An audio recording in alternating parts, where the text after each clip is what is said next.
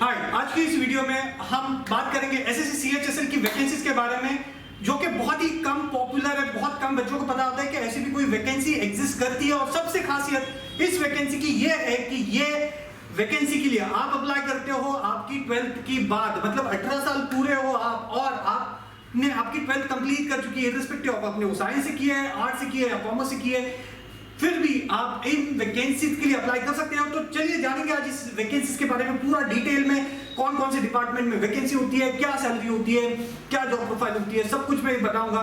तो वीडियो को अंत तक देखना है। शुरू करेंगे आज की इस वीडियो को। सीएचएसएल का मतलब क्या है? सबसे पहले एसएससी क्या है? स्टाफ सिलेक्शन कमीशन, जिसको हिंदी में कर्मचारी चयन आयोग भी कहते हैं। कर्मचारी चयन, कर्मचारियों का चयन किया जाता है। देखिए सेंट्रल दो एजेंसीज बड़ी मैं आपको बता दूं, दो एजेंसीज के बारे में जो सेंटर में रिक्रूटमेंट का काम करती है। एक एजेंसी है यूपीएससी, जो सिर्फ क्लास 1 और 2 का रिक्रूटमेंट करती है, मतलब यूनियन पब्लिक सर्विस कमीशन। तो यहाँ पे उसकी बात नहीं करेंगे। लेकिन एसएससी, देखिए अक्सर ऑफिसर्स लेवल पे काम करने वाले लोग बहुत कम होते हैं कंपेयर टू क्लास 2, क्लास 3 और क्लास 4 में काम करते हैं। क्लास 1 से काफी ज्यादा वैकेंसीज होती है यहाँ पे। तो यहाँ पे एसएससी का काम है कि क्लास 2, 3 और 4 की जो भी रिक्रूटमेंट है उसका पूरा प्रोसेस संभाले। तो एसएससी बहुत ही महत्वपूर्ण ऑर्गेनाइजेशन है, खास करके अगर आप सेंट्रल गवर्नमेंट जॉब्स को देख रहे हो और अगर आपको इसके बारे में पता नहीं है तो जरूर मैं यहाँ पे कुछ हिस्सा उसका कवर करूंगा।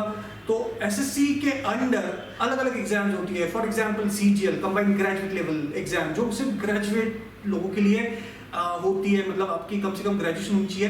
लेकिन उसके बाद जो आती है एग्जाम वो है एसएससी सीएचएसएल, जो combined higher secondary level exam है। मतलब नाम में ही दिया है कि हायर सेकेंडरी का इसमें आपको आपकी एजुकेशन क्वालिफिकेशन होनी चाहिए। आगे और डिटेल में इसके जो एज और एजुकेशन क्राइटेरिया के बारे में आपको जरूर बताऊंगा।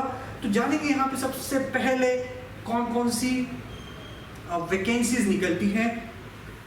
देखिए यहाँ पे इस वक्त आपकी स्क्रीन पे दिख रहा होगा आपको, जिसमें data entry operator, lower divisional clerk, जो डिफरेंट मिनिस्ट्रीज है गवर्नमेंट की, there are almost more than 30 और ज़्यादा मिनिस्ट्रीज और बहुत अलग अलग तरीके के डिपार्टमेंट है। डिपार्टमेंट ऑटोमोटिव, एनर्जी, या there are so many different departments, there are so many different ministries also, Ministry of Commerce and Industry, Ministry of Finance, Ministry of Home Affairs, Ministry of Defense, Ministry of Health, Ministry of External Affairs. So इतने जितने भी ministries है, there are a number of, there are so many number of ministries, almost 59 अलग अलग offices है central government के, उसमें ये वैकेंसीज द्वारा चयन होने वाला है।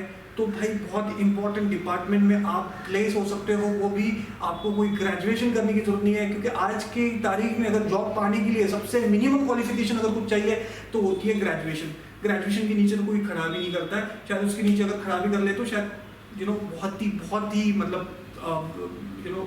प्योर या चपरासी टाइप की जॉब होगी वो। तो यहाँ पे एक काफ़ी डिग्निटी वाली जॉब है, वो भी आफ्टर 12th के बारे में।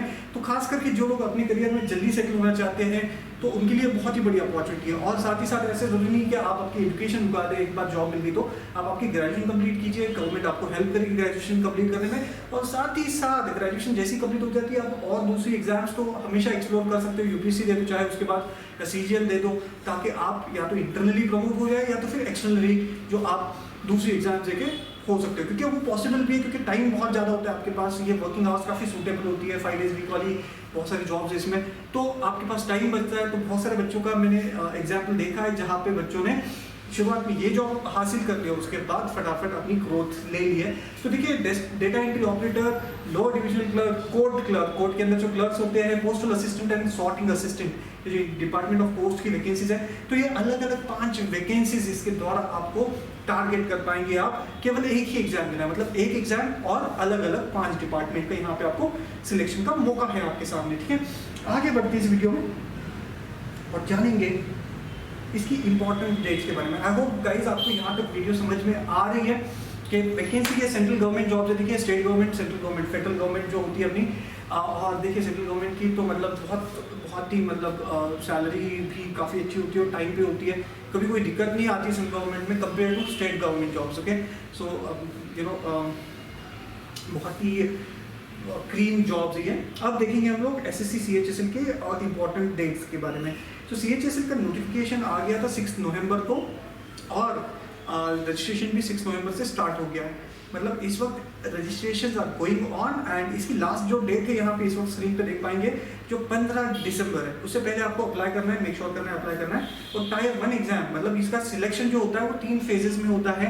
पहले होती है टायर 1, टायर 2 और तीसरा जो होता है वो आपकी स्किल टेस्ट होती है। उसके बारे में मैं इस वीडियो में जरूर कवर करूंगा। तो टायर 1 एग्जामिनेशन का तो डेट उन्होंने दे चुके हैं 12 अप्रैल से लेकर 27 अप्रैल 2021 के बीच में ये डेट होगी।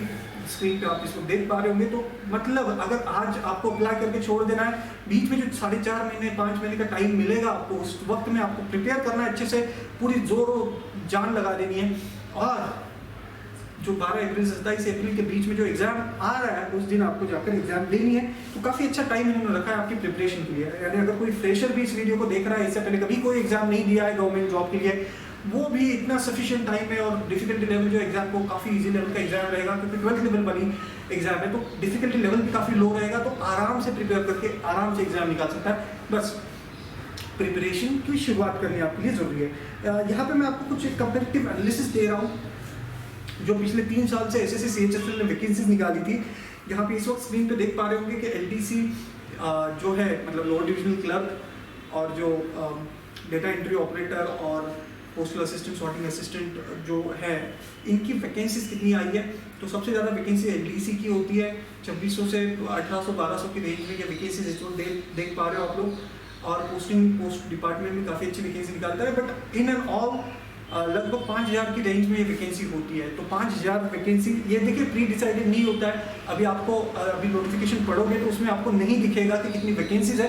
बट जब आपकी एग्जाम हो जाएगी तो मिनिस्ट्री डिक्लेयर कर देगा, क्योंकि डेटा बहुत अलग अलग मिनिस्ट्री से मंगवाना होता है, बहुत ही लंबा प्रोसेस चलता है। और ये साल में एक बार लेना ज़रूरी है एग्जाम, इसलिए उन्होंने नोटिफिकेशन तो जरूर निकाल दिया।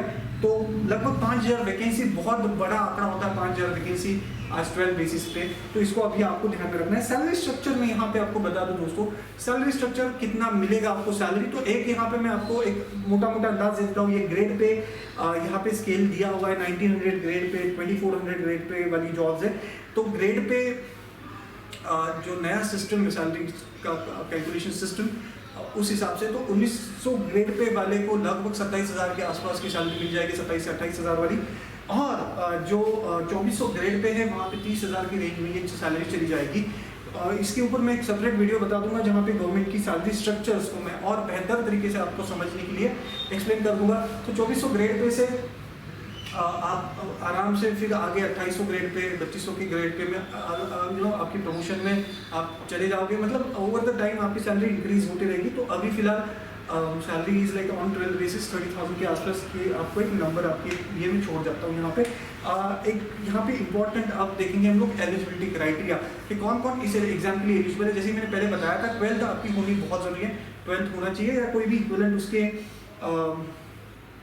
आपके पास एजुकेशनल क्वालिफिकेशन होना चाहिए। और आपकी एज जो है, एज क्राइटेरिया यहाँ पे ध्यान देना है हमको, 18 से 27 के बीच में आपकी एज होनी चाहिए। और यहाँ पे बहुत ही स्पेसिफिकली इन्होंने डेट्स मेंशन की है, जो 2 जनवरी 1994 के बाद वाला होना चाहिए, मतलब उससे पहले वाला नहीं होना चाहिए, और ना ही वो 1 जनवरी 2003 के बाद होनी चाहिए। मतलब आपने ये डेट ऑफ बर्थ को देखना है। अगर आप इन 2 डेट ऑफ बर्थ के बीच में फिट होते हो तो जरूर आप अप्लाई कर दीजिए। और मिनिमम एज तो वही रहेगा 18 साल, लेकिन अगर आप SC OBC ST ऐसे कोई भी आपके रिजर्वेशन है तो 3 साल 5 साल ऐसे अलग अलग आपको रिलैक्सेशन मिल जाएंगे आपके लिए, आपको तो पता ही होगा। ठीक है, अब इसकी सिलेक्शन प्रोसेस पे थोड़ा हम लोग ध्यान देंगे। जैसे मैंने वीडियो की शुरुआत में बताया था, ये तीन फेजेस में इसका सिलेक्शन प्रोसेस चलता है। तो पहला टायर 1 एग्जाम, टायर 1 एग्जाम में क्या होगा, आपको एक कंप्यूटर बेस्ड टेस्ट होगा आपकी, और मल्टीपल चॉइस क्वेश्चन होंगे वहाँ पे, उसको और डिटेल में आगे बताऊंगा। टायर 2 में आपको डिस्क्रिप्टिव पेपर होता है, या चाहे आप वो हिंदी में लिख सकते हो या इंग्लिश में लिख सकते हो, और ये पेन पेपर मोड से टेस्ट होता है, मतलब पेन पेपर के ऊपर आपको इसको सॉल्व करना है। और थर्ड टायर में आपको स्किल टेस्ट होगा, जहाँ भी जिस भी पोस्ट के लिए एप्लीकेबल है, जैसे डेटा एंट्री ऑपरेटर के लिए स्किल टेस्ट एप्लीकेबल है तो वहाँ पे आपको देना होगा, राइट। LDC के लिए भी स्किल टेस्ट एप्लीकेबल है, राइट। चलिए, तो सबसे इंपॉर्टेंट यहाँ पे एक चीज़ तो आपके समझ में आ रही है कि टायर 1 और टायर 2 एग्जाम ही आपके लिए बहुत महत्वपूर्ण है, और ये इन दोनों का स्कोर जोड़ा जाएगा आपकी सिलेक्शन प्रोसेस में। तो टायर 1 में सबसे पहले क्या होगा, टायर 1 एग्जामिनेशन जो होगा आपके 4 सेक्शन के ऊपर। देखिए मैं पिछले कुछ दिनों से वीडियोस बना रहा हूँ, अलग अलग वैकेंसी आपके साथ डिस्कस कर रहा हूँ।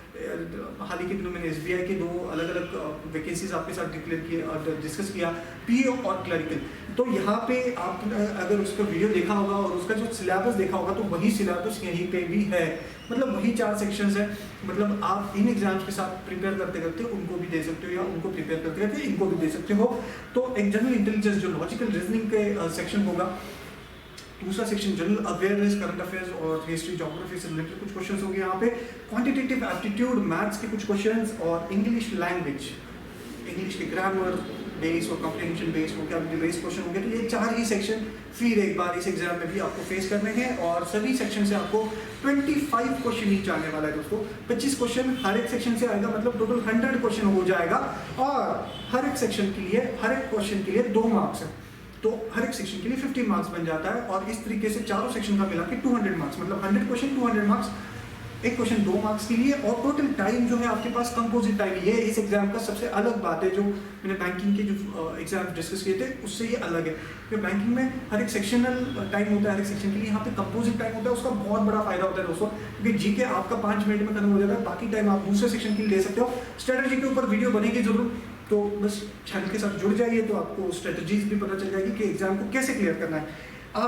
इसको 60 मिनट में 200 मार्क्स की एग्जामिनेशन है, इसका कट ऑफ चला जाएगा, मैं कट ऑफ के भी अलग से वीडियो बनाऊंगा। लेकिन ऐसे आप कंसिडर कर सकते हो, अगर आप जनरल कैंडिडेट हैं तो 120 के ऊपर 130 के ऊपर आपकी कट ऑफ जाने की एक्सपेक्टेशन रहेगी।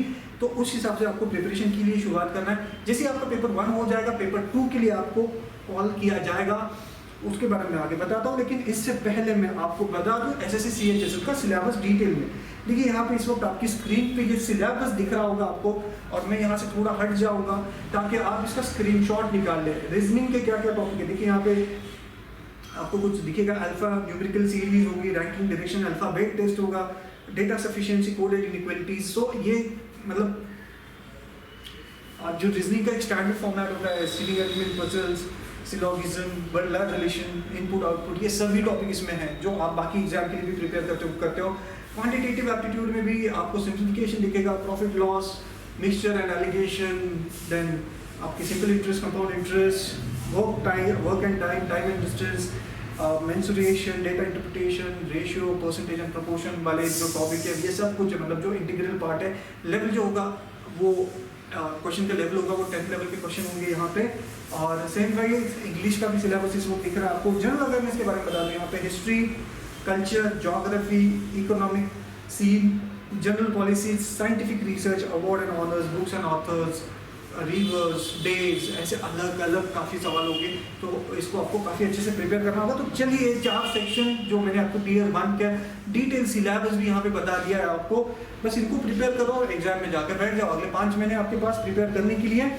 टायर 2 में आपका जो होगा वो एक डिस्क्रिप्टिव टेस्ट होता है, हिंदी इंग्लिश में, ऐसे राइटिंग, प्रीसिस राइटिंग, फिर कंप्रिहेंशन, ऐसे डिस्क्रिप्टिव क्वेश्चन होंगे और काफ़ी ईजी रहेगा आपको। मतलब उसका तो ज़्यादा चैलेंज नहीं रहेगा, बाकी आपको थोड़ा सा आगे टाइम मिलेगा कि आप आपकी थोड़ी सी स्पीड पे, टाइपिंग स्पीड पे अगर काम कर लो तो वो तो होता रहेगा। सबसे इंपॉर्टेंट क्या है इंपॉर्टेंट, तो सबसे पहले आपको टायर 1 एग्जामिनेशन निकालना है, क्योंकि ओवरऑल सिलेक्शन प्रोसेस में ऐसे समझ जाइए हर एक एग्जाम के बीच में 2-2 महीने का टाइम मिलेगा, तो उतने टाइम में आप दूसरे स्किल्स पे फोकस कर सकते हो। तो फिलहाल आपको बस फोकस करना है, टायर 1 निकल जाए तो टायर 2 निकालना, 3 निकालना। आप इनकेस अगर आप कोचिंग ज्वाइन करते थे हमारे ऊपर छोड़ दीजिए, बहुत आसानी से आपकी वो क्लियर हो जाएगी। बस टायर 1 जो है उसको बहुत अच्छे से प्रिपेयर करना है। और एक बात बता दूं, यही टायर 1 का सिलेबस आपको बार बार अलग अलग एग्जाम में देखने को मिलेगा। CGL में भी रहेगा, सेंट्रल पुलिस ऑर्गेनाइजेशन SSC का CPO एग्जाम होता है उसमें भी रहेगा। कोई अगर MTS मल्टीटास्किंग स्टाफ का भी जो 10th लेवल की एग्जाम होती है उसमें भी होगा, तो हर जगह काम आने वाला है। SSC के जॉब आप इग्नोर नहीं कर सकते बॉस, क्योंकि बहुत अच्छे वेल पेड जॉब्स है और ये सेंट्रल गवर्नमेंट की जॉब है। सीधा मिनिस्टर की केबिन के बाहर आपका डेस्क होगा, वहाँ पे बैठोगे तो हर किसी को जिसको मिनिस्टर का अपॉइंटमेंट लेने से लेके बहुत सारी फाइल्स आप ही मिनिस्टर्स तक पहुँचाओगे और उसके जो सेक्रेटरी होते हैं डिपार्टमेंट तक उन तक पहुँचाओगे, एंट्रीज करोगे, पूरा डेटा आपके पास रहता है। बहुत ही इंपॉर्टेंट पोजीशन होती है दोस्तों, बहुत इंपॉर्टेंट। आप एक स्ट्रक्चर का हिस्सा होते हो और हूँ आगे बढ़ चल के आप और भी एग्जाम क्लियर कर सकते हो, या फिर ऐसे ही ज्वाइन करके आप you can retire at a very good position. So guys, what are you waiting for? let's start with the preparation. In case if you need any help for the preparation and if you need more information about that, do comment in the section, जो comment section में comment करो और अपने सवाल पूछो, ताकि मैं उन सवालों को लेके एक उसकी जो FAQs वाली वीडियो है वो तुरंत लेके आऊँ आपके सामने। बस आपकी रिस्पॉन्सिबिलिटी चाहिए और इस वीडियो को फैला दो, दोस्तों में फैला दो। 12th वाले बहुत सारे बच्चे होंगे आपके साथ में, आप खुद भी 12th में होंगे, तो सब मिलके ग्रुप स्टडीज करो यार। जो अच्छा कर लेगा वो निकल जाएगा एग्जाम लेकर, ठीक है ना। तो अगर कोई ऐसे भी है कि यार सर मुझे जॉब नहीं करनी है, मुझे तो ग्रेजुएशन के बाद ही करनी है, अरे भैया एग्जाम को तो खुद को टेस्ट तो करो कहाँ पे स्टैंड करते हो, है ना। अगर मिल भी जाती है तो हम लोग डिस्कस कर सकते हैं कि भैया लेनी नहीं लेनी है। सबसे इंपॉर्टेंट क्या है, एग्जाम देना इंपॉर्टेंट है। और एग्जाम की फीस भी मैं बता दूँ, बहुत ही निगलिजिबल फीस है। 100 रुपीज़ बॉयज़ के लिए फीस है, जनरल और OBC के लिए। SC ST बॉयज़ है कोई तो उनके लिए फीस नहीं है, और सभी गर्ल्स के लिए एग्जामिनेशन फ्री ऑफ कॉस्ट है। मतलब बस अप्लाई करने की आपको मेहनत लेनी है बाय द वे, और बस दे दो एग्जाम को, ठीक है। और इनकेस आपको एप्लीकेशन में भी फ्री में हेल्प चाहिए, आपको एप्लीकेशन कैसे करना है पता नहीं है, तो इस नंबर पे कॉल कीजिए और हमारे सेंटर्स पे विजिट कीजिए। हम लोग आपको हेल्प कर देंगे, फ्री ऑफ कॉस्ट हेल्प कर देंगे। आप क्लासेस ज्वाइन करो ना करो, फिर भी आपको हेल्प तो जरूर मिल जाएगी गाइज। तो guys just start with your preparation, there will be more examination coming up, और हर एक इन्फॉर्मेशन मैं आप तक पहुंचाने के लिए जिम्मेदारी उठाइए, तो मैं जरूर निभाऊंगा उसको। And thank you so much for watching this video till the end. Thank you, जय हिंद, सी इन द नेक्स्ट वीडियो।